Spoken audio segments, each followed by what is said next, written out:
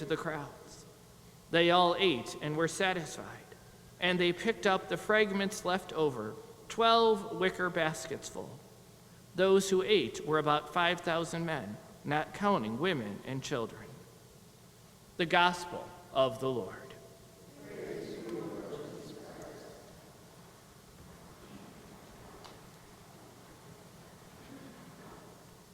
I want to pose to you this evening a question. How much is enough?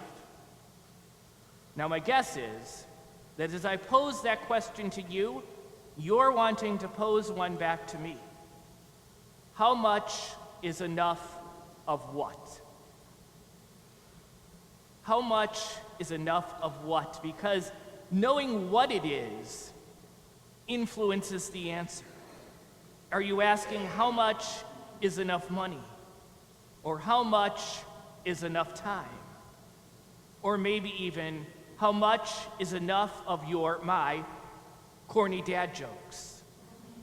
Because it's easy and sometimes to tell how much is enough, right? Like, for example, how much is enough money? When we go to the store, whether it be the grocery store or a place like Target or Walmart, Home Depot, Lowe's, one of those places or whatever store, it's not like all the goods that they have, whether that be food or nails and hardware stuff, it's not like it's all just sitting there and you have to guess how much everything is, right? You don't have to guess and pick up something and get to the cash register and you're thinking to yourself the whole way there, boy, I hope I have enough money for this, right? The prices on there are near it, whether it costs $2, $25, $826 maybe if we're getting a refrigerator or something like that. But it's easy to tell whether we have enough money or enough time. Most of us know with a reasonable expectation how much time it's going to take us to get from our homes here to Mass. Yes, we always have variables like red lights and green lights and traffic and things like that may throw it off on a minute or two on either side. But we have a good idea, like in the middle of the afternoon and we're getting ready to come to Mass, we can look at the clock and know, do I have enough time to get something ready for dinner, cut up some of the veggies before I head out, or do I have enough time to throw another load in the washing machine, or is it time to go? And though some may argue to the contrary, I would say with absolute certainty that it is never possible to get enough of my bad jokes. Some may argue contrary, hard to believe. But while it's easy in cases like that maybe to say how much is enough, it's not always easy, is it, to tell how much is enough, right? We can tell how much is enough money to buy a gallon of milk, but maybe we can't tell if we have enough money saved up for the future, because we just never know something, what and when and where and how something is going to happen that may throw us off or may demand a lot of money, right? And we can tell maybe how much time do we have enough time to get to church, but maybe we can't tell how much time we have left, right? Do I have enough time to achieve that goal I've always wanted to do? We just never know sometimes how much time we have. So how much is enough? I think that's the question that the disciples in the gospel were pondering. But I think by the time we hear the story, they weren't pondering it, they had figured it out, right? They were looking at what they had, 5 loaves, 2 fish, and looking at the crowd, about 5,000 here men, and then women and children, so 7,000, 8,000, 9,000, 10,000 roughly people. And they have already decided, looking at what they have and looking at the crowd, they're not wondering, they're not throwing around to each other, what do you think, Andrew? What do you think, James? Is this enough? They're already decided by the time they go to Jesus, this is not enough. Right? Let the crowds go. They wanted them to go as quickly as possible because they knew they didn't have enough.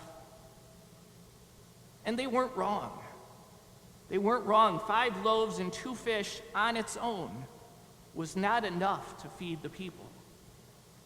Right? If they would have just taken it themselves, it was not going to be enough. But there's a key thing that they did, right? Jesus says to them something very important. Well, everything Jesus says is important, but in this case, he says to them, not, when they come to him and they say, this is all we have, there's probably some implication of, Lord, this isn't enough. He doesn't say to them, you know what, you're right. Let's let them go. He doesn't say to them, what are you doing? You should have gotten more. He says to them, bring it here to me. Right? Bring what you have and give it to me. And when they do that, when they take what they have and they bring it to him, then suddenly what wasn't enough on its own becomes more than enough food for the entire crowd. And I think we've pondered that same question in our own lives. How much is enough? Do I have enough? Not so much, perhaps, bread and loaves and fishes, but maybe we've thought in our lives, in our prayer, in our daily interactions, do I have enough faith? Do I have enough patience? Do I have enough courage? Do I have enough ability, right? We look at the things that are asked of us, the situations that we face, the challenges that come at us, and sometimes we wonder, do I have enough?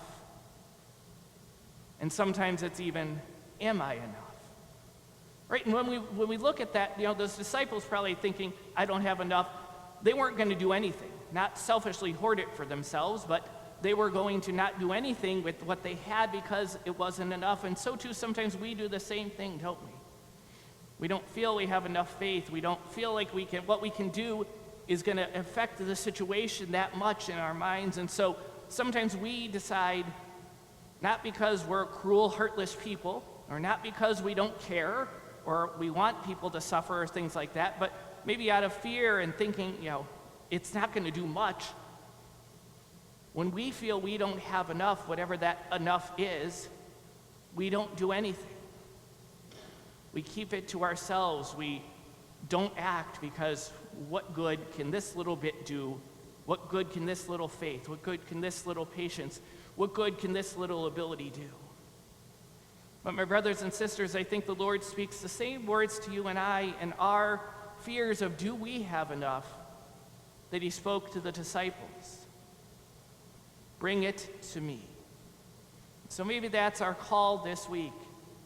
Maybe that's our challenge, our invitation, is to bring our feelings of not enough to the Lord.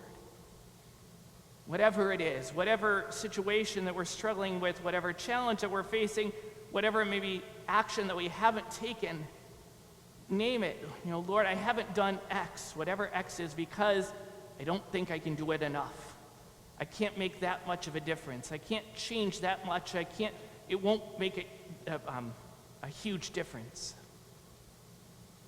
Bring that to the Lord. And then move forward in faith again. That not enough that the disciples had became enough when they offered it to God. So maybe offer our not enough faith, our not enough courage, our not enough patience, our not enough skill. And rather than letting our not enough become our reason for not doing anything, let it become my reason for doing something, for moving forward with God, for giving him whatever that little bit that we can is. Because with it, our not enough can become, or with him I should say, our not enough can become more than enough. So how much is enough? Let the Lord tell you the answer this week.